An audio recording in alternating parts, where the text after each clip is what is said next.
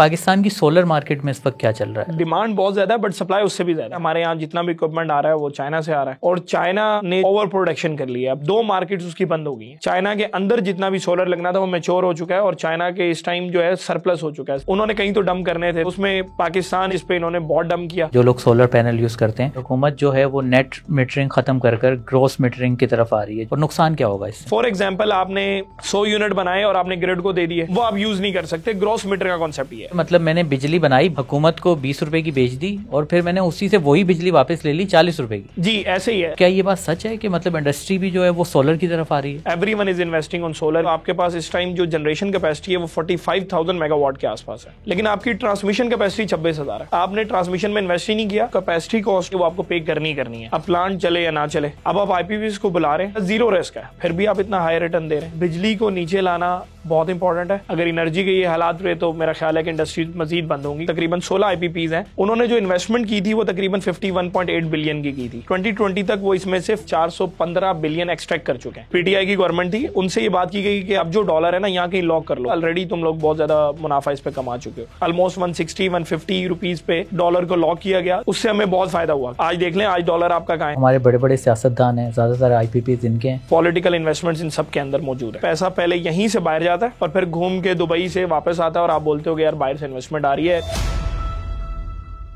इस वक्त बिजली के बिल शहरियों के लिए बड़ा मसला बने हुए हैं। बिजली महंगी होने की वजह हुकूमत के आईपीपीज के साथ मुआहदों को करार दिया जा रहा है।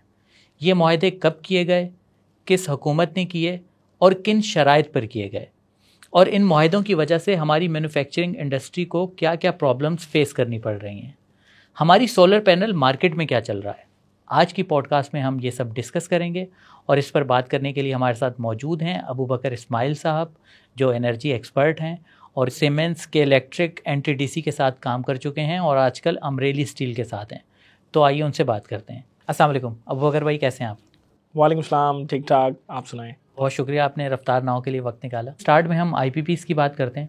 सबसे पहले तो ये बता दें कि ये आईपीपीज हैं क्या, जो हमारे व्यूवर्स नहीं जानते, ताकि वो समझ सकें, और ये कारखाने किस हुकूमत में सबसे ज़्यादा लगाए गए और इनके लगाने की वजह क्या थी? आईपीपी से बनता तो है इंडिपेंडेंट पावर प्रोड्यूसर्स, लेकिन अगर मैं बिजली की बात करूं कि हमारे घरों पे जो बिजली आती है तो हमें पता है कि वो 3 रस्तों से, मतलब सबसे पहले जनरेशन होती है, फिर ट्रांसमिशन, डिस्ट्रीब्यूशन। अब वो जो जनरेशन थी उसके ऊपर ये सोचा गया कि वो गवर्नमेंट ना करे, बल्कि हम प्राइवेट पार्टियों को ले आएँ जो कि इसको चलाए, बनाए और बिजली दें हमें।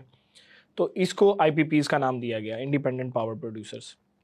सबसे पहले ये जो स्टार्ट हुआ ये तकरीबन कोई एंड ऑफ 80s की बात है कि उस टाइम जनरल ज़िया ने जो है ना एक कॉन्सेप्ट उस टाइम स्टार्ट हुआ था, जस्ट एक पेपर कि इस पे आईपीपी लगाया जाए। तो एक हबको कंपनी के साथ एक इनिशियल जस्ट एक पेपर पे स्टार्ट हुआ, उन्होंने फिजिबिलिटी की और फिजिबिलिटी के बाद वो रेडी थे कि यार हम प्लांट लगाएंगे। मीनवाइल पहली पावर पॉलिसी जो है वो 1992 के अंदर जो है वो आई। उस 1992 के तहत ही हबको लगा और फिर उसके साथ तकरीबन हमारे 14-15 आईपीपीज और लगे।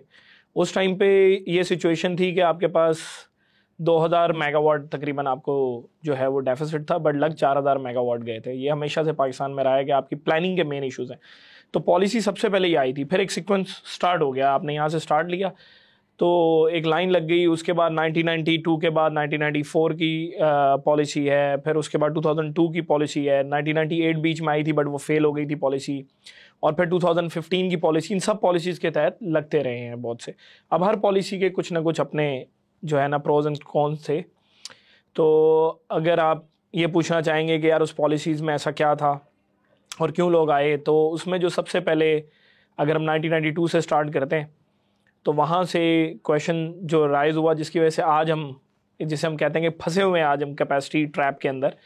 तो वहाँ पे कुछ अट्रैक्ट करने के लिए इन्वेस्टर्स को ऑप्शन दिया गया कि हम आपको डॉलर बेस्ड रिटर्न देंगे, आपकी कैपेसिटी प्राइसेस आपको मिलेंगी, फ्यूल प्राइसेस जो हैं वो भी एडजस्टेबल होंगी।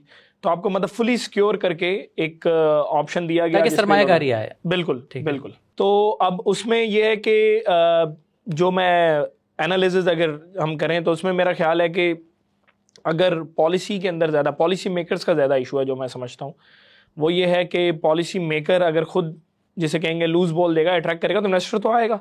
इन्वेस्टर तो बोलेगा भाई मैं तो रेडी हूँ कमाने के लिए, मैं तो पैसा इसीलिए लेके आ रहा हूँ। तो आपने उस टाइम, मैं समझता हूँ कि कुछ पॉलिसीज़ उस तरीके से आप नहीं बना पाए, जिसकी वजह से लोगों ने उसे थोड़ा सा एक्सप्लॉइट भी किया और उसके बाद आप कंट्रोल भी ना रख सके। अब इन तमाम पॉलिसीज़ के अंदर अलग अलग कुछ ना कुछ प्रोज एंड कॉन्स है। पहली पॉलिसी जो 1992 के अंदर आई तो पीपीपी का दौर था। फिर अगली जो पॉलिसी आई 1998, वो पीएमएलएन की पॉलिसी आई। वो पॉलिसी बेहतर थी, बट जब पहली पॉलिसी के अंदर क्योंकि आप सब कुछ दे चुके थे और 1998 पे आपने कहा कि यार मैं कॉम्पिटिटिव बिडिंग करूंगा, तो वो उसमें एक भी इन्वेस्टर नहीं आया। फिर आपको मजबूरन 2002 में दोबारा चेंज करनी पड़ी और फिर आपने सिमिलर नेचर, वो पहले वाली पे चले गए फिर हम ऑलमोस्ट पहले वाली पे, जिसपे हम पहले अपफ्रंट टैरिफ था। इसमें दो तरह के टैरिफ होते हैं। आपने उस टाइम दिया था अपफ्रंट टैरिफ। अपफ्रंट टैरिफ का मतलब ये होता है कि आप खुद से अपनी जुबान से कहते हैं कि यार मुझे ये टैरिफ है, जो मर्जी आगे बिजली दे दे। अब आपने उस टाइम जो अपफ्रंट टैरिफ था वो 6.1 सेंट्स का जो है ना, तकरीबन उस टाइम 6 सेंट्स कह लें एवरेज, उस टाइम 30 रुपए का डॉलर हुआ करता था। तो 6 सेंट्स आपने उस टाइम दिया था उस पर। अब किसी की कॉस्ट 5 सेंट्स आ रही है या 4 आ रही है, वो उसका बेनिफिट है। तो ये आपने उस टाइम ऑफर किया। 2002 से आपने ये ऑफर किया कि cost plus tariff. Cost plus का मतलब है जो आपकी कॉस्ट आ रही है उसके ऊपर जो आपका रिटर्न है वो हम आपको दे देंगे। अब इसमें क्वेश्चन जो सारा स्टार्ट होता है, मतलब ज़्यादा आसानी से समझने का, कि 2020 के अंदर एक आईपीपी पे पूरी ऑडिट कमेटी बनी थी, क्योंकि ये मसला तो सबके सामने ही था। तो उस कमेटी की एक सर्टेन फाइंडिंग्स हैं, और अगर आप वो फाइंडिंग्स को सिर्फ उसकी कुछ 2-4 लाइनें मैं आपको बताता हूँ तो उससे आपको अंदाज़ा होगा कि ये क्या होता रहा है इसके अंदर। तो सबसे पहले तो एक फाइंडिंग ये कहती है कि जिस टाइम ये सब स्टार्ट हो रहा था, आपने उस टाइम एक रिटर्न जो स्टार्ट में फोर्सी किया था, दैट इज़ 15 to 17% रूपी बेस्ड। ईसीसी ने एक अप्रूवल दी कि ये ना डॉलर बेस्ड रिटर्न होना चाहिए। इट्स नॉट, मतलब नंबर नहीं उन्होंने कहा कि आप डॉलर बेस्ड पे वर्किंग करें। अब अगर उस टाइम की आप यील्ड्स देखेंगे, डॉलर बेस्ड जो रिटर्न्स होते हैं यूएस में, वो तकरीबन 2% थे। तो अगर आप उस पर 5-7% का मार्जिन देते तो आपको डॉलर बेस्ड रिटर्न देना चाहिए था 8%, 9%।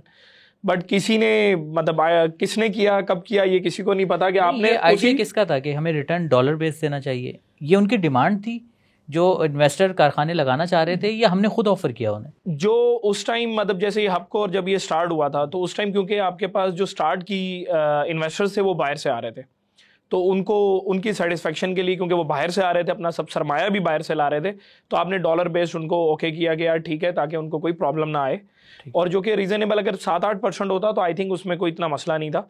बट आपने जो है उसी 17% को ही डॉलर बेस्ड दे दिया, ये सबसे बड़ा एक नुकसान। और फिर हुआ ये कि इसके बाद जो लोकल आपके पास बहुत से लोग इसके अंदर आए, उन सबको भी आपने वो सेम देते रहे, जबकि भाई वो आप सर्टेन अमाउंट तो रुपये में ला रहे थे आप, तो तब भी आप उनको सेम देते रहे। तो ये एक सबसे बड़ी गलती आपने स्टार्ट कर दी। अब उसकी फाइन, अच्छा, मैं एक चीज़ समझना चाह रहा हूँ आपसे, मुझे ये बताइएगा कि ये जो रिटर्न है ये किस चीज़ पर है? इन्वेस्टर ने जितना पैसा यहाँ पर लगाया उसकी इक्विटी पर जो इंटरेस्ट है वो है 17%, या जो हम उनसे बिजली लेंगे उसके ऊपर है? ये क्या है, ज़रा ये बताइए। अच्छा, इससे फिर आपको समझना पड़ेगा कि आप जो भी मुआहदे कर रहे हैं ना, उसमें टू पार्ट टैरिफ है। ये एक को हम कहते हैं कैपेसिटी और एक को हम कहते हैं एनर्जी।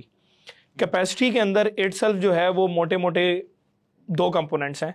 कि आप क्या करते हैं कि जब आप कोई भी, फॉर एग्जांपल 100 रुपये का आईपीपी लगा रहे हैं, तो उसमें आपने रखा हुआ है कि 20-80 का रेशो होगा, 20% इक्विटी होगी, 80% डेट होगा। तो उसके अंदर जो कंपोनेंट है वो ये कि 20% जो आपकी जो भी इक्विटी डाली होगी उसका रिटर्न आपको मिलेगा डॉलर बेस्ड, जो कि 16% 17% मिलेगा।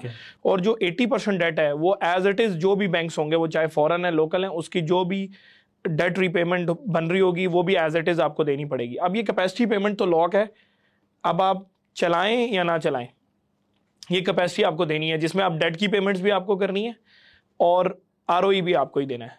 ठीक है। और फिर जो दूसरा कंपोनेंट है जिसको हम ईपीपी या एनर्जी या फ्यूल कॉस्ट, मतलब उसमें सर्टेन O&M कंपोनेंट भी होता है, ऑपरेशन एंड मेंटेनेंस। तो उसमें ये कि जितना फ्यूल आप रन करेंगे वो कॉस्ट आपकी ईपीपी में वो वेरिएबल है। तो ये इस तरीके से स्टार्ट हुआ था। अब इसके अंदर मैं सिर्फ रिपोर्ट्स की 2-3 फाइंडिंग्स आपके साथ शेयर करूंगा कि यार, जिस पे आपको ये पता चलेगा कि यार एक्सप्लॉइट कैसे हुए हम लोग। कि वो रिपोर्ट ये कहती है कि आपके पास जो 1994 की पॉलिसी के तहत जो लगे हैं प्लांट, जो कि तकरीबन 16 आईपीपीज हैं, उन्होंने जो इन्वेस्टमेंट की थी वो तकरीबन 51.8 बिलियन की थी। ठीक है। और 2020 तक वो इसमें से 415 बिलियन एक्सट्रैक्ट कर चुके हैं। जो कि तकरीबन उन्होंने 6 कंपनीज का एवरेज चेक किया तो रिटर्न ऑन इक्विटी वो तकरीबन 60 to 70% रिटर्न ऑन इक्विटी है उनका, जो कि हम चाह रहे थे 17% डॉलर बेस, तो वो रुपये में 60 से 70% ले चुके, और उसमें से कुछ ऐसी जो कि तकरीबन 40% पे रिटर्न ऑन इक्विटी है। ये रिपोर्ट की फाइंडिंग्स है।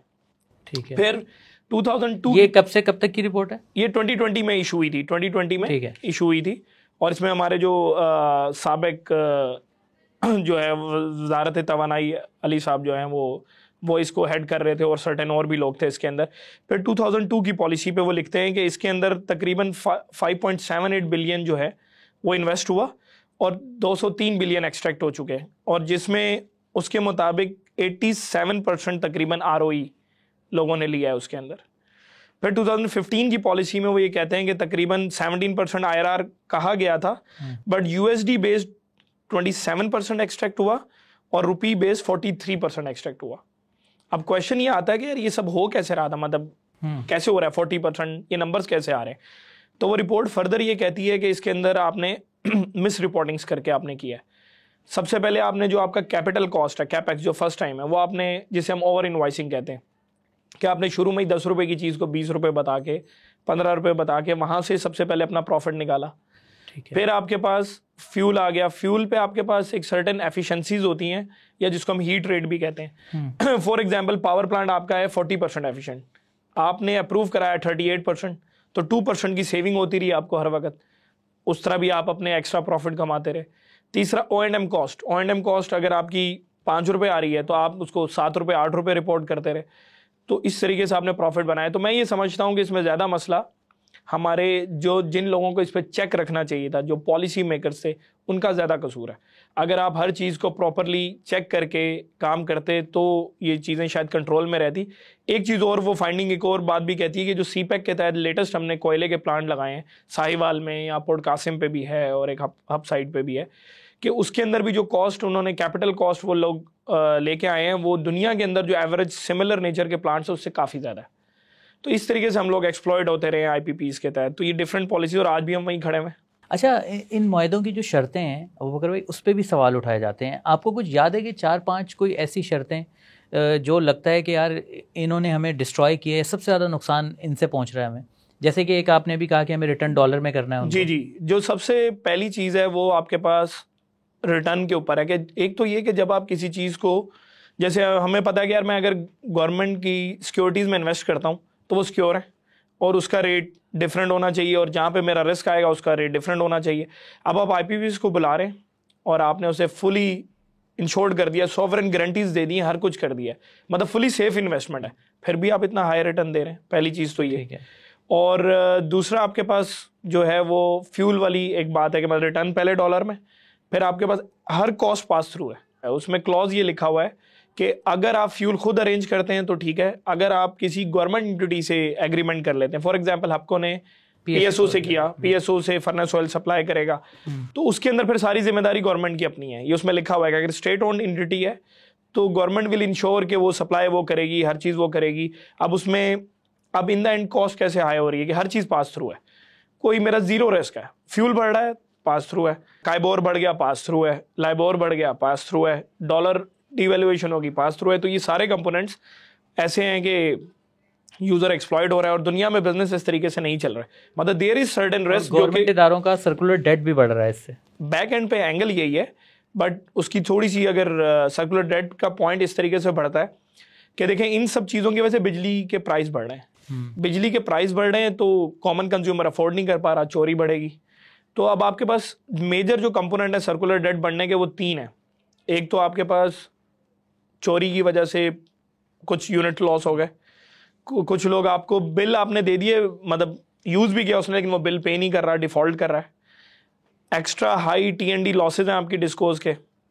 और चौथा ये कि जो आपको डिटर्मिनेशंस करनी होती है नेपरा ने हर फ्यूल की क्वार्टर, इसमें डिले आ जाता है तो वो भी एक डेल्टा क्रिएट करता है। अब इन सब के बाद आपने पेमेंट्स वापस करनी है IPP को, लेकिन इन सब रीजंस की वजह से पेमेंट कलेक्ट नहीं हो पा रही, और जब आप कलेक्ट नहीं कर रहे तो पे नहीं कर रहे तो सर्कुलर डेट क्रिएट होता चला जा रहा है। आपके पास जितने भी मुआहदे हुए हैं वो 2 पार्ट हैं, उसमें एक कैपेसिटी कॉस्ट है और एक एनर्जी कॉस्ट है। तो कैपेसिटी कॉस्ट की शराइत ये होती है कि वो आपको पे करनी है, अब प्लांट चले या ना चले।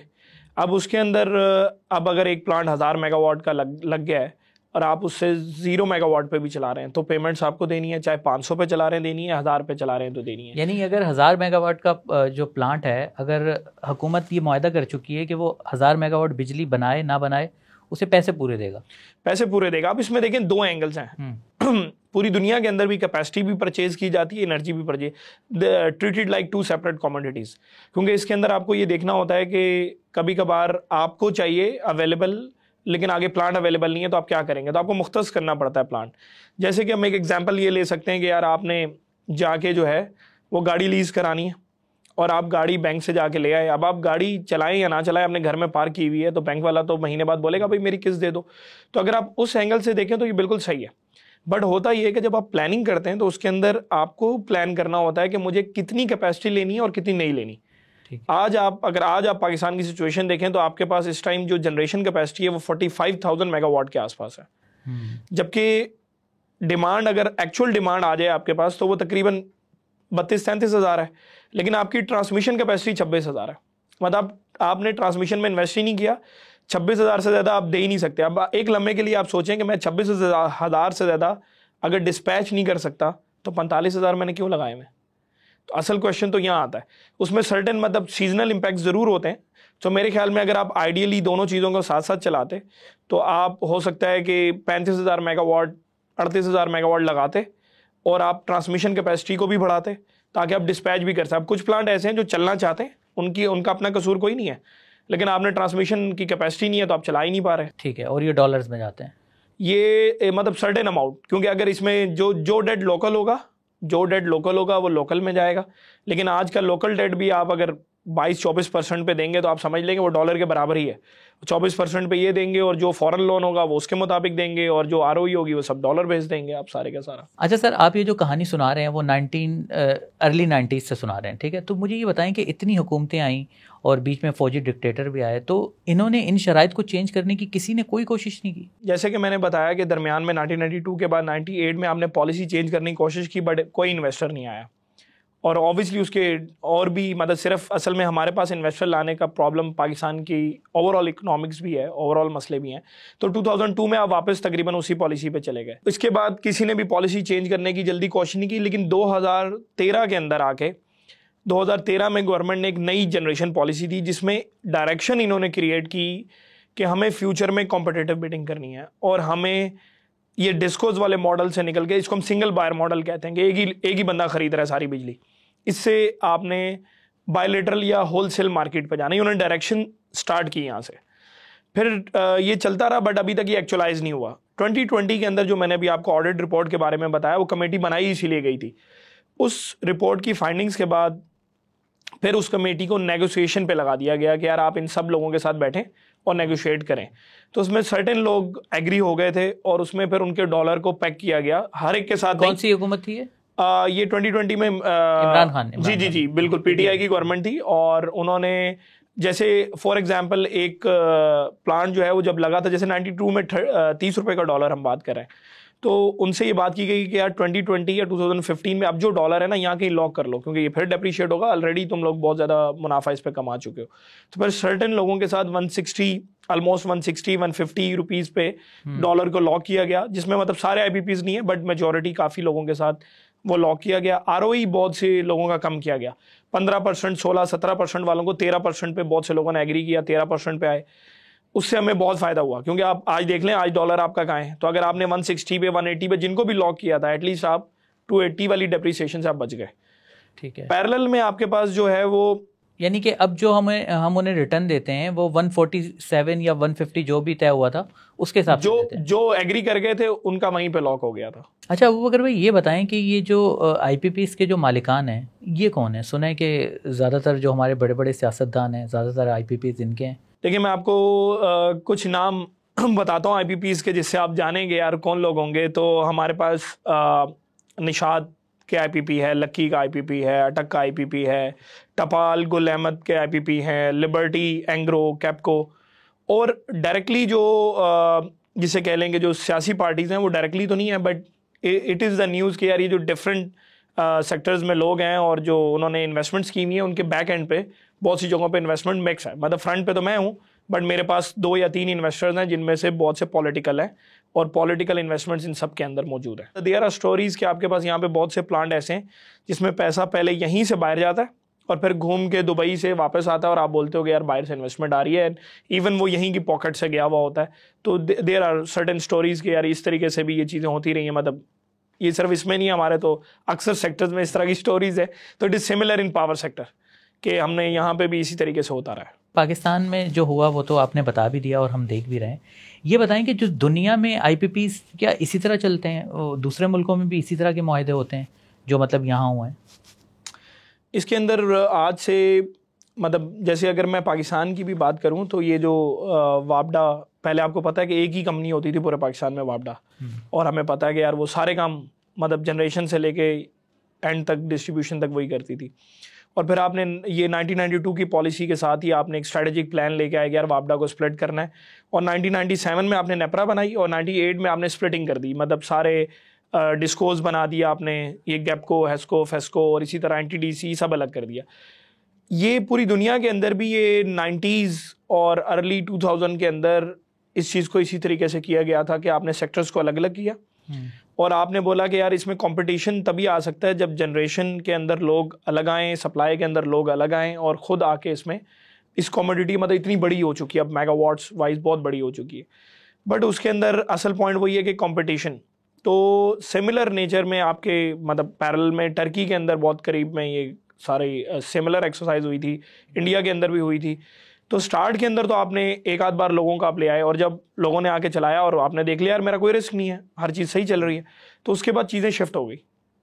दुनिया के अंदर 2000 से ये कॉम्पिटेटिव बिडिंग का कॉन्सेप्ट है, मतलब किसी को कॉस्ट प्लस टैरिफ नहीं दिया जाता, ना किसी को ये कहा जाता है कि यार तुम्हारा रिटर्न कितना है, आपको सिंपल कहा जाता है कि यार मतलब रिटर्न फिक्स नहीं किया जाता, जैसे हमने 17% किया था, फिक्स नहीं किया जाता, बल्कि इसको इस तरीके से किया जाता है कि एक तो प्लानिंग आपकी बड़ी स्ट्रांग होती है, आपको मतलब एज अ प्लानर आपको क्लियर होता है कि यार मुझे इस साल 500 मेगावाट चाहिए, इस साल 200 मेगावाट चाहिए, तो आप मार्केट में आते हैं और ये कहते हैं कि यार मुझे 200 मेगावाट चाहिए फॉर एग्जांपल इस साल।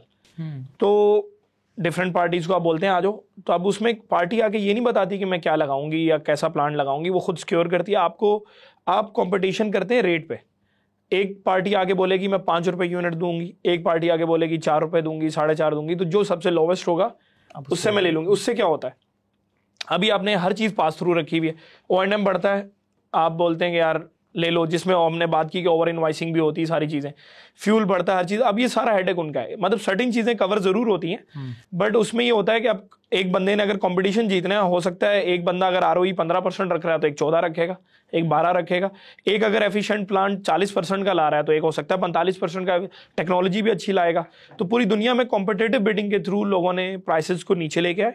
और फिर एक कॉन्सेप्ट ये भी लॉन्च हुआ कि कैपेसिटी और एनर्जी की जो हम बात करें इनको अलग अलग खरीदा जाए।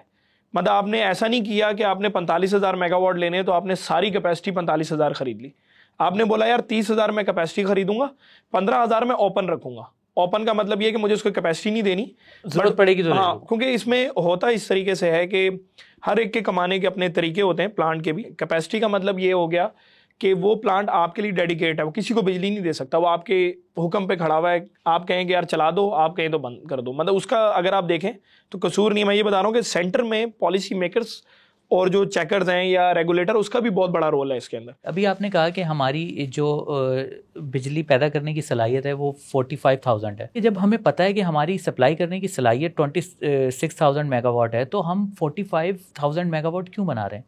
इसके पीछे कोई टेक्निकल रीज़न है या हमारी ये टोटल करप्शन का मामला है? सबसे पहले तो दो चीज़ें इसमें, एक तो प्लानिंग का फुकदान है कि आज से पहले कभी भी, मतलब ये तकरीबन आप समझें नेपरा में 2 या 3 साल हुए हैं कि आपका एक प्लान है जिसे IGCEP कहते हैं, इंडिकेटिव जनरेशन एनहांसमेंट प्लान।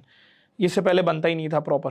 मतलब आपके पास, मतलब पूरी दुनिया में क्या होता है, जैसे मैं अभी आपको बता रहा था कि आप पूरी दुनिया में फोरकास्टिंग करते हैं कि यार मेरी इस साल मुझे क्या डिमांड है, अगले साल क्या है, और उसके मुताबिक आप हर साल या 1 साल बाद या 2 साल बाद बिडिंग कराते हैं यार मुझे इतने मेगावाट चाहिए। हमारे यहाँ ऐसा कुछ हो ही नहीं रहा था। हमारे यहाँ ये होता था कि मैंने एक पॉलिसी निकाली कि यार जनरेशन वाले आ जाओ, तो हर बंदा हाथ धोने आ जाता था, हर एक को पता है यार 15% रिटर्न मिल रहा है। अब चेक करने वाला ये चेक ही नहीं कर रहा कि यार चाहिए तो मुझे 200 मेगावाट है तो मैं 1000 क्यों ले रहा हूँ। तो इस गलती पे हुआ ये कि ऑफ़र मुझे मिली, मैं भी आ गया देने, दूसरा भी आ गया देने, तीसरा भी, आपने साइन करते गए, आप लगाते चले गए। सीपैक में आपने बहुत ज़्यादा लगाया अभी रिसेंट, उसमें आपने पीछे एक पूरा फोर्स ही किया हुआ था कि सीपैक में नहीं, हुकूमत को क्या फ़ायदा हो रहा है इससे? हुकूमत तो को नुकसान अपना हो रहा है, बोझ बढ़ा रही है ना, बोझ तो बढ़ा रही ये है। इससे तो फिर ये लग रहा है कि बदनीयती, किकबैक्स और कमीशंस की वजह से इतने सारे हमने बैक एंड पे ये इसी तरीके से लगता है, क्योंकि अगर मुझे साइन 2 से करने हैं और मैं 4 से साइन कर दूं तो इसका मतलब ये है कि मैं उनको भी फायदा पहुंचा रहा हूं।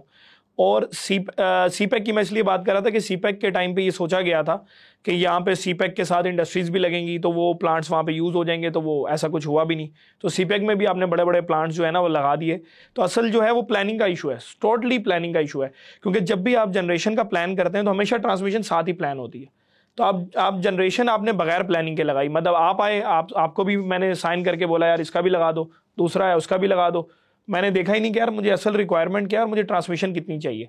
तो टोटली प्लानिंग फेलियर है, मतलब ये हमारा टोटल प्लानिंग फेलियर है। एक बात समझ नहीं आ रही है, हुकूमत ने देखें बिजली के रेट बहुत ज़्यादा बढ़ा दिए हैं, ठीक है, और इसके बावजूद लोड शेडिंग भी हो रही है।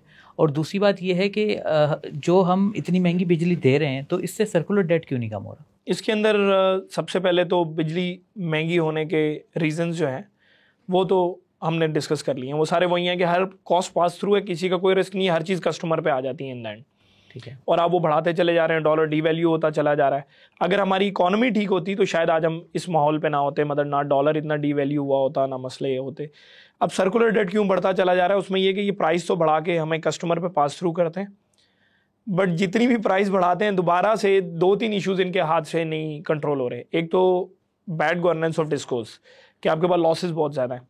सर्टेन डिस्कोज हैं जिसमें 30 से 35%, 40% के लॉस हैं, मतलब लॉस का मतलब चोरी है, चोरी बहुत ज़्यादा है, चूँकि वो आप लॉस में कन्वर्ट कर देते हैं। इवन आप बिलिंग की जो परसेंटेज है वो 90% से लो है। जो चोरी है वो भी तो सारिफ ही पे कर रहा है ना, वो हुकूमत तो थोड़ी वो पे करती है। वो तो अगर मेरे इलाके में चोरी हो रही है तो वो सब डिवाइड करके, नहीं, ये डिवाइड करके नहीं होता। हाँ। वो सर्कुलर डेट में पार्क हो रहा है, जो आप बोलते हैं ना कि सर्कुलर डेट कैसे बन रहा है, उसमें होता है ऐसा नहीं होता कि वो उस टाइम डिवाइड हो जाता है, बट घुमा के प्राइस मेरे पास कैसे आती है वो मैं आपको एक्सप्लेन, हम अगर टैरिफ को डाइसेक्ट करेंगे तो उस पर डिस्कस करते हैं, बट अभी मैं आपको ये बताता हूँ कि ऐसा नहीं होता कि वो ऑन द स्पॉट चोरी हुई तो आपके बिल में डाल दिया, ऐसा नहीं होता। वो जो डेल्टा होता है वो सर्कुलर डेट का पार्क हो जाता है।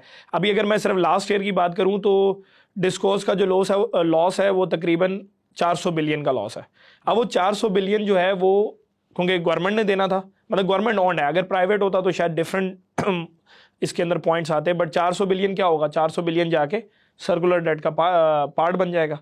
अब वो उसको रिजॉल्व कैसे करना है, अल्टीमेटली वो टैक्स पेयर नहीं पे करना है, या आजकल आपके पास बिलों में एक चीज़ आ रही है सरचार्ज के नाम से, तो वो सरचार्ज असल में सर्कुलर डेट को कम करने के लिए पैसे लिए जा रहे हैं। तो घूम फिर के हम कॉमन सिटीजन नहीं पैसे दे रहे हैं, चाहे वो टैक्स की सूरत में दें चाहे सरचार्ज की सूरत में दें, बट ये कि वो सर्कुलर डेट इस तरीके से क्रिएट हो रहा है। जो हमारा बिल आता है उसमें एक बड़े चार्जेस कैपेसिटी पेमेंट के होते हैं, फ्यूल एडजस्टमेंट के होते हैं, और क्वार्टर एडजस्टमेंट भी एक लगी हुई होती है। ये दो चीज़ें क्या हैं? हर साल के स्टार्ट में आपके पास जो मतलब हमारा रेगुलेटर है नेपरा, वो एक बेस टैरिफ सेट करता है। वो क्या करता है, पूरे साल की एक एवरेज कैलकुलेशंस करता है कि इस साल मतलब कमिंग ईयर जो है उसमें वो कितनी जनरेशन कहाँ से लेगा। उसमें एक डॉलर की कंसिडरेशन होती है, उसके अंदर एक फ्यूल की कंसिडरेशन होती हैं, प्राइसेस की, और वो एक बेस टैरिफ निकाल लेता है। वो बेस टैरिफ आपके पास बिल में आना शुरू हो जाता है, फिर वो कंज्यूमर एंड टैरिफ बन के आपके बिल में आना शुरू हो जाता है। अब उसके अंदर उन्होंने 2 तरह की एडजस्टमेंट रखी होती हैं। पहले को वो कहते हैं फ्यूल एडजस्टमेंट। फ्यूल एडजस्टमेंट ये होती है कि जब फॉर एग्जांपल ये मई का महीना है, मई के महीने में जब पूरा महीना जब आप एक्चुअल जनरेशन कर लेंगे, फिर आप अगले महीने में मई कंप्लीट होने के बाद आप ये देखेंगे कि यार मई में मैंने 4C क्या किया था। अगर उसके अंदर प्राइसेस बढ़ गई तो उसका डेल्टा प्लस में आ जाएगा, अगर प्राइसेस कम हो गई तो माइनस भी हो सकता है।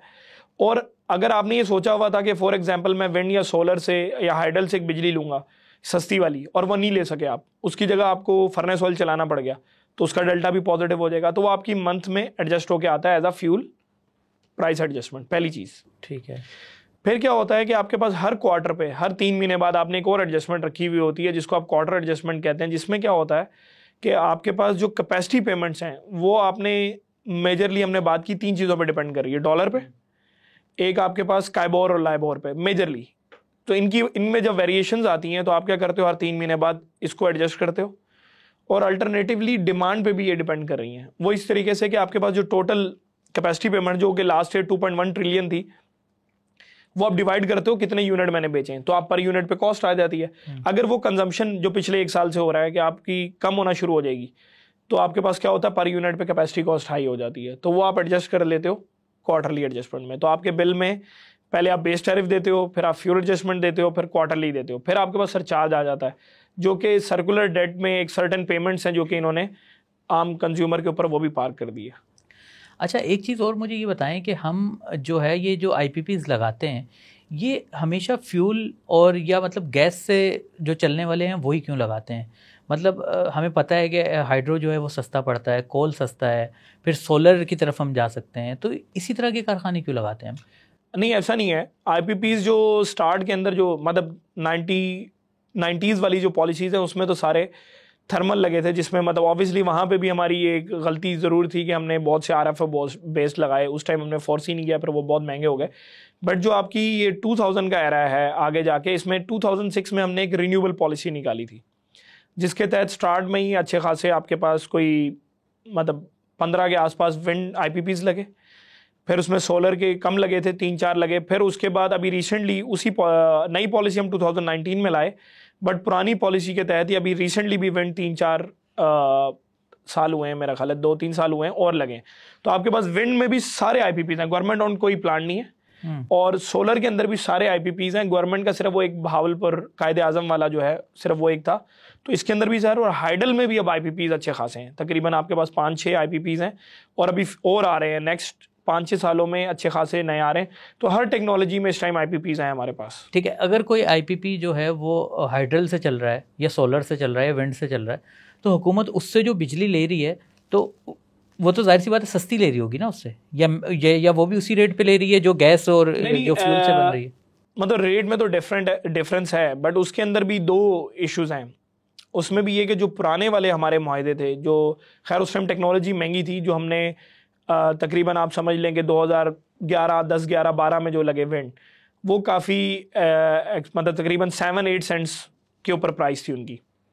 तो उस टाइम के बाद फिर उसके अंदर भी जो डॉलर डिवैल्यूएशन था उनका एज इट इज़ दिया हुआ था हमने, तो उसमें भी हमें आज उसकी प्राइस काफ़ी ज़्यादा है, तकरीबन आप समझ लें कि कोई 30 से 35 रुपये पर यूनिट विंड का वो पुराने वालों से पड़ रहा है। अच्छा, बट जो लेटेस्ट लगे उसमें क्योंकि टेक्नोलॉजी पूरी दुनिया में बहुत मैच्योर हो गई, तो लेटेस्ट जो हमने वो तकरीबन 4 सेंट्स पे हमने लगाए हैं विंड, वो हमारे लिए काफ़ी फेवरेबल साबित हुए। जो अभी रिसेंट लगाए हैं 4 सेंट्स का मतलब है 4 थी 12, तकरीबन 12 से 15 रुपये अगर आप काइबोर लाइबोर बढ़ा दें तो एवरेज 15 रुपये का यूनिट आपको पड़ रहा है, तो वो काफ़ी फेवरेबल है। इस वक्त जो है हुकूमत की पर यूनिट जो जनरेशन कॉस्ट है वो कितनी है? पर यूनिट जनरेशन कॉस्ट जो बिल्कुल जो एग्जैक्ट पेपरों पे लास्ट ईयर स्टार्ट करने से पहले नेपरा ने दी थी, वो तकरीबन 26 रुपये की थी लास्ट ईयर। मतलब वो होता यूँ है कि जैसे मैंने आपको बताया कि हर साल के स्टार्ट में, असल में हर नंबर ये पब्लिक नहीं करते ना, हर चीज़ तो पब्लिक के पास नहीं है।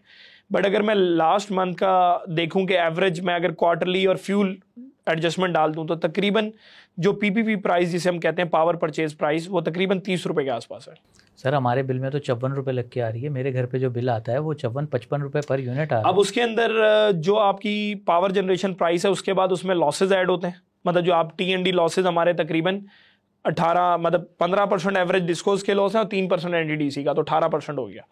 और फिर उसके अलावा आपके पास इसके अंदर डिस्ट्रीब्यूशन का मार्जिन होता है, मतलब जो भी कंपनीज हैं लेस्को, फेस्को, हेस्को, या उनका कोई 3-3.5 रुपये का उनका मार्जिन होता है। फिर इसमें सर्टेन क्रॉस सब्सिडीज़ हैं, वो सब मिलाने के बाद आप 50-56 रुपये पे पहुंच जाते हैं। नहीं, सब्सिडीज़ कहाँ से आ गई इसमें सर? अब तो सब्सिडीज़ क्या, अब तो नहीं, क्रॉस सब्सिडी आप अपनी जेब से दे रहे हैं, मतलब ऐसा नहीं है कि गवर्नमेंट आपको दे रही है। हाँ। आपने इसके अंदर ये किया हुआ है कि आपके पास सर्टेन कंज्यूमर जिनको आप प्रोटेक्टेड कंज्यूमर्स कहते हैं और जो 100-200 यूनिट लेते हैं, तो उनको आप बिजली की कॉस्ट तो 30 रुपये है, बट आप उनको देते हो 10-15 रुपये पे। तो वो जो बाकी 10-15 रुपये हैं वो हम कंज्यूमर से ही लेते हैं। तो हमें जो यूनिट मिल रहा है उसमें मैं बिजली पैदा करने की कॉस्ट भी दे रहा हूँ, मैं सर्कुलर डेट के 3 रुपये भी दे रहा हूँ, मैं उसके अंदर क्रॉस सब्सिडी जो है दूसरे यूज़र को सब्सिडाइज करने के लिए वो भी दे रहा हूँ। तो मेरा यूनिट 55-60 रुपये, लाइन लॉसेज भी दे रहा हूँ, लाइन लॉसेज भी दे रहा हूँ, और GST भी है इसमें। GST तो इसके ऊपर है, GST मिला के तो 65-70 रुपये का यूनिट जा रहा है, मतलब एवरेज यूनिट घर पे जो अभी आ रहा है वो 50 से 55 का आ रहा है, उस पर फिर आप GST वगैरह लगाएं तो 60+ का यूनिट है। अब आ जाते हैं सोलर की तरफ। ये बताएं कि पाकिस्तान की सोलर मार्केट में इस वक्त क्या चल रहा है? देखें, मार्केट चलती है डिमांड और सप्लाई के ऊपर ना, तो इस वक्त सोलर की डिमांड बहुत ज़्यादा है। मगर दूसरी तरफ देखें तो साथ ही मार्केट क्रैश भी कर रही है, सोलर बहुत सस्ते हुए हैं। तो ये क्या रीज़न है, चल क्या रहा है मार्केट में? सोलर में जैसे आपने कहा डिमांड सप्लाई है, डिमांड बहुत ज़्यादा है बट सप्लाई उससे भी ज़्यादा है। उसका रीज़न ये है कि आपको पता है हमारे यहाँ जितना भी इक्विपमेंट आ रहा है वो चाइना से आ रहा है, और चाइना ने जो है ना ओवर प्रोडक्शन कर लिया। अब चाइना के पास जो है वो 2 मार्केट्स उसकी बंद हो गई हैं। एक तो चाइना इटसेल्फ, चाइना के अंदर जितना भी सोलर लगना था वो मैच्योर हो चुका है, और चाइना के इस टाइम जो है सरप्लस हो चुका है, जितना भी वो लगा सकते थे, तो इसलिए उनकी अपनी मार्केट में नहीं सेल हो रहा। दूसरा, इन्होंने सर्टेन यूएस में भी ये लोग एक्सपोर्ट करते थे, बट यूएस में एक इन्होंने last year IRA inflation reduction act जो है वो लाए थे, जिसपे उन्होंने सब्सिडाइज किया था कि आप चीज़ें यूएसए के अंदर बनाएं, जिसकी वजह से चाइना की सप्लाई वहाँ पे भी मुतासिर हुई। और अभी रिसेंटली आपको पता होगा और भी कई चीज़ों पे ड्यूटी लगा दी है यूएस ने, तो एक उनके आपस में वॉर चल रही है। अब चाइना के पास तो सोलर पैनल्स पड़े में, इंडिया अपने खुद बनाता है, तो उन्होंने कहीं तो डंप करने थे, तो उसमें पाकिस्तान एक मार्केट है जिसपे इन्होंने बहुत डंप किया। अब एक और रीज़न इसके अंदर और भी है, मतलब अदर देन चाइनीज सप्लाई, वो ये है कि आपके पास जितना भी लोकल इन्वेस्टर है पाकिस्तान में, पिछले 3-4 सालों में आपको पता है कि जो हमारे यहाँ पे इन्वेस्टमेंट सबसे ज़्यादा रियल इस्टेट में होती थी और जगहों पे, तो वो सारी इन्वेस्टमेंट शिफ्ट हो गई है वहाँ से। तो उसमें बहुत से लोगों ने अपनी पिछले 2 सालों में इन्वेस्टमेंट की सोलर पैनल्स पे। 1-1.5 साल पहले तो लोगों ने इसमें बहुत कमाया, मतलब आप शायद 50 रुपये का पैनल लेते थे, 80-80 रुपये पे बेच देते थे पर वॉट पे।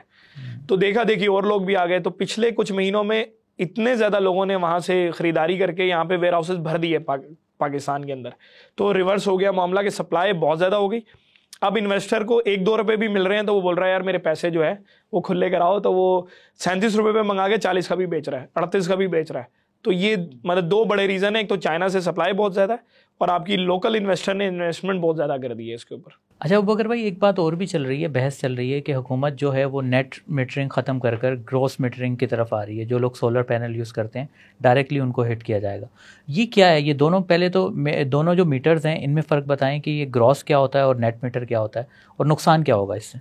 देखिए, नेट मीटरिंग का जो कॉन्सेप्ट है उसके अंदर नाम से ही मतलब ये चीज़ है। नेट मीटर का मतलब ये है कि जो यूनिट्स होते हैं ना आपके, वो मीटर के अंदर ही नेट ऑफ हो जाते हैं। आप समझेंगे, आप दोनों आ जाएंगे आपके पास, लेने वाले और देने वाले वो as it is unit to unit net off होंगे। अब इसको एक एग्जांपल से समझ लेते हैं कि हमारे यहाँ जो 2015 की पॉलिसी है जो इस टाइम इन फोर्स है, उसमें ये होता है कि आप अगर 100 यूनिट जो है वो एक यूज़र जिसके घर पर सोलर लगा वो बनाता है अपने सोलर से, तो कुछ तो वो खुद दिन में कंज्यूम करेगा। अब फॉर एग्जाम्पल वो 50 कंज्यूम कर लेता है, तो उसके 50 बच गए, वो 50 अपने स्पिल ओवर ग्रिड में दे देगा। ठीक है। अब आपके पास जो, क्योंकि पीक ऑफ पीक का रिजीम हमारे यहाँ पे है, टाइम ऑफ यूज, तो जैसी पीक खत्म होगा और आप रात दोबारा 10:30 बजे के बाद ऑफ पीक में आएंगे, तो जितने भी आप ऑफ पीक के यूनिट्स इस्तेमाल करेंगे वो आपके सुबह वाले यूनिट से यूनिट टू यूनिट बैलेंस हो जाएगा। फॉर एग्जाम्पल आपने रात में 40 यूनिट इस्तेमाल किए, तो अगर वो 40 यूनिट से बैलेंस हो जाएंगे। अभी 10 मजीद बच गए, तो जो अब बच जाएंगे ना, जो कि आपने कंज्यूम भी नहीं किए, सिर्फ वो एक्स्ट्रा खरीदेंगे 22 रुपए पे, वो हुकूमत खरीद लेगी, वो गवर्नमेंट खरीद लेगी। ये ओवरऑल कहलाता है नेट मीटरिंग। और बिल में से माइनस हो जाएंगे वो पैसे, बिल में से माइनस हो जाएंगे, क्योंकि आपने पीक के रेट अलग हैं, तो वो पीक में से फिर बैलेंस हो जाते हैं। अच्छा, ग्रॉस मीटरिंग का जो कॉन्सेप्ट है वो इस तरीके से होता है कि ग्रॉस का मतलब ये है कि आपने यूनिट बैलेंस नहीं हो सकता। ग्रॉस का कॉन्सेप्ट ये है। ग्रॉस मीटरिंग के अंदर ये होता है कि आपको अब अगर यूनिट बैलेंस नहीं होगा तो 1 मीटर से ये आप रिकॉर्ड नहीं करेंगे, आपको 2 सेपरेट कनेक्शंस और 2 सेपरेट मीटर्स चाहिए होंगे। ठीक है। 1 मीटर से आपकी जो डिवाइस है सोलर की, वो पहले 100% यूनिट्स पहले ग्रिड को बेच देगी, खुद आप कंज्यूम नहीं करेंगे, और दूसरे वायर से आप खुद कंज्यूम करेंगे, वो आपका सेपरेट मीटर है। दोनों के अलग अलग बिल बन जाएंगे। फॉर एग्जांपल आपने 100 यूनिट बनाए और आपने ग्रिड को दे दिए, उसमें तो यूज नहीं करूंगा मैं नहीं कर सकता, वो आप यूज नहीं कर सकते। ग्रॉस मीटर का कॉन्सेप्ट ये है। अगर वो 100 रुपए के यूनिट 100 यूनिट आपने दिया और वो 20 रुपए का यूनिट आपने दिया, तो 220 रुपए 220 रुपए जो है ना वो आपको मिल जाएंगे। लेकिन दूसरी तरफ यूनिट रेट जो भी होगा, फॉर एग्जांपल वो यूनिट रेट 40 रुपए है, तो आपको वो 40 पे यूनिट मिलेगा, और उधर से आपने 100 ही कंज्यूम कर लिया फॉर एग्जांपल, तो आपको 400 रुपए का बिल आ जाएगा। फायदा क्या होगा? फायदा ये होगा कि आपके 400 माइनस 220 जो डेल्टा है वो आपकी सेविंग है। अब आप ये पूछेंगे कॉन्सेप्ट ये कि यार ये तो ग्रॉस मीटरिंग तो बड़ा गलत सा कॉन्सेप्ट लग रहा है। ये तो ये हो गया कि मतलब मैंने बिजली बनाई 20 रुपए में, हुकूमत को 20 रुपए की बेच दी, और फिर मैंने उसी से वही बिजली वापस ले ली 40 रुपए की। ऐसा ही है जी, ऐसे ही है। लेकिन असल में ये पहले समझना होगा कि ये कॉन्सेप्ट आया कहाँ से था। आज से बहुत साल पहले मतलब बहुत साल पहले से मुराद ये कि आपके फ्यूल कॉस्ट सस्ती होती थी और सोलर महंगा होता था, रिवर्स होता था। उस टाइम सोलर को प्रमोट करने के लिए बहुत सी गवर्नमेंट्स ने ये ऑप्शन दिया था कि आप सोलर खुद बनाएं। फॉर एग्जांपल आप सोलर उस टाइम जब बनाते थे, उस टाइम यूनिट गवर्नमेंट खरीदती थी आपसे 40 रुपए का, उल्टा होता था, और ग्रिड से आपको बिजली मिलती थी 20 रुपए। तो इस तरीके से ये कॉन्सेप्ट चलता था। बट ये कि ये कॉन्सेप्ट असल में ये कॉन्सेप्ट थोड़ा कंफ्यूज किया गया है ये किसी ने बोलते हुए, बट जो रियल कॉन्सेप्ट जो डिस्कस हुआ है अखबारों में, जो मैंने देखा है, वो असल में नेट बिलिंग का कॉन्सेप्ट है। वो क्या है? नेट बिलिंग का कॉन्सेप्ट इनके बीच में वो ये है कि आप जो आपने सोलर डिवाइस लगाई, वो आप एज इट इज 100 यूनिट बनाए आपने और 50 खुद कंज्यूम करें, वो आप करेंगे, कोई मसला नहीं है, जैसे हमने नेट मीटरिंग में था। लेकिन जो 50 यूनिट आप ग्रिड को देंगे, वो अब यूनिट बैलेंस नहीं होंगे, बल्कि वो as it is buy back हो जाएंगे। ठीक है, पैसे देगी हुकूमत, वो वही 22 रुपये, फॉर एग्जाम्पल आज हम 22 रुपये ही समझ लें, तो वो 22 रुपये के पैसे दे देगी आपको, यूनिट बैलेंस नहीं करेगी। तो ये वो कॉन्सेप्ट है जो आप आज इंप्लीमेंट भी कर सकते हैं। देखिए, ग्रॉस मीटर का पाकिस्तान में इंप्लीमेंट नहीं कर सकते आप। क्या पहले जितने हजारों यूजर्स के घर पे दो मीटर लगाएंगे, 2 वायर्स लेके आएंगे? मतलब वो तो खुद एक इंफ्रास्ट्रक्चर, एक मुश्किल काम है। तो जो मैं समझता हूँ कि अगर इसमें कोई पॉसिबिलिटी है अगर आज चेंज करने की, तो वो नेट बिलिंग है, नॉट ग्रॉस मीटरिंग या ग्रॉस बिलिंग। ये बताएं कि हमारी इंडस्ट्री में क्या चल रहा है। बिजली जब ये महंगी हुई, जाहिर सी बात है कि आपकी कॉस्ट ऑफ प्रोडक्शन भी बढ़ी होगी।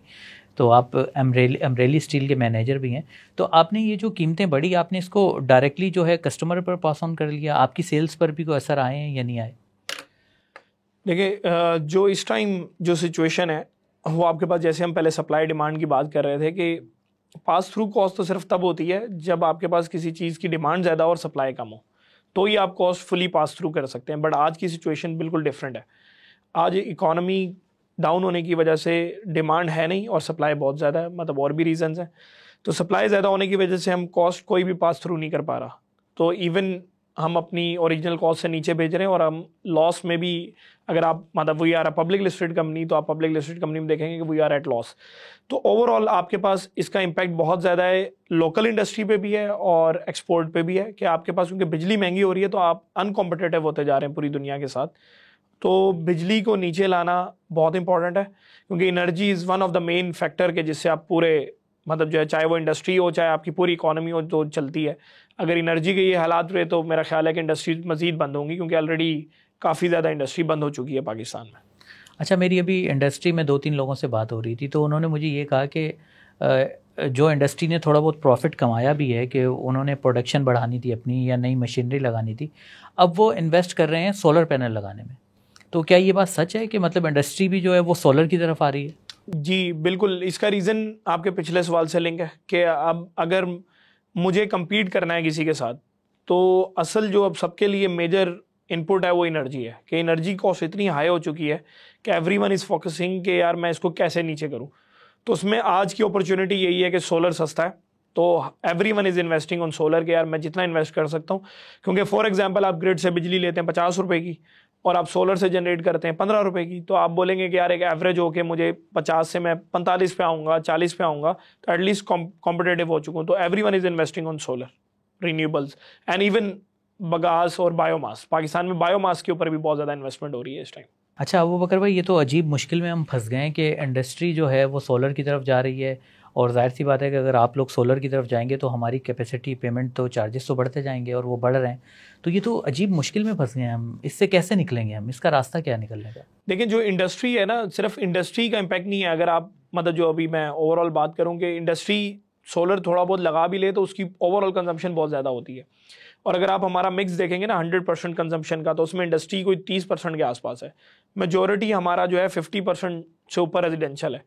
और रेजिडेंशियल में भी नेट मीटरिंग के अलावा जो वैसे भी सोलर लगा रहे हैं जो नेट मीटरिंग नहीं कराते, जिसे हम असल में बिहाइंड द मीटर कहते हैं, कि जो मीटर के पीछे लगाया हुआ है पता नहीं है हमें, तो वो पेनिट्रेशन बहुत ज़्यादा हो चुकी है।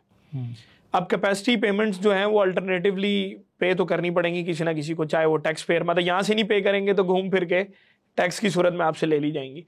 तो मेरा ख्याल है इसको किसी तरीके से मतलब कोई विन विन सिचुएशन क्रिएट करनी पड़ेगी। इसका हल क्या है? कैसे वे फॉरवर्ड क्या है? कैसे आगे बढ़े? वे फॉरवर्ड जो समझ में आता है एट द मोमेंट, एक तो वो ये है कि आप सबसे पहले तो कोई भी आईपीपी पावर प्लांट लगाना बंद कर दें, इवन सोलर भी ना लगाएं, मतलब सोलर आईपीपी बड़ा भी ना लगाएं, बल्कि आप लोगों को ही बोलें कि यार आप खुद लगाओ। फॉर एग्जांपल एक इंडस्ट्री बोलती है यार मैं 1 मेगावाट लगा देती हूँ, कोई बोलता है मैं 500, जिस तरह छोटे छोटे भी लगाएंगे तो मिलके वो बहुत ज़्यादा हो जाएंगे। आपको उसके कई फ़ायदे, एक तो फ़ायदा ये है कि जब आप सेंटर में आईपीपी लगाते हैं तो आपको उसको सर्टेन गारंटीज देनी पड़ती हैं, कुछ भी देना नहीं पड़ेगा, ये डॉलर से भी आप बाहर निकल आएंगे।